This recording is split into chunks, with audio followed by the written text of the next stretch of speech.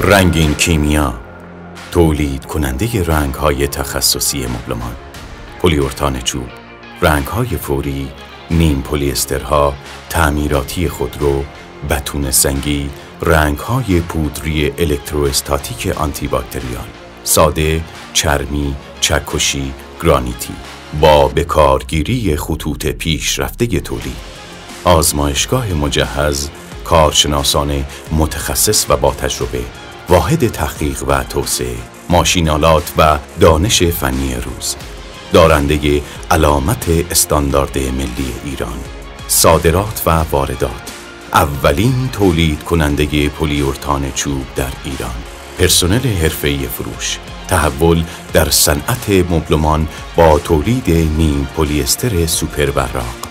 زیبایی محصولات خود را به رنگین کیمیا بسپارید.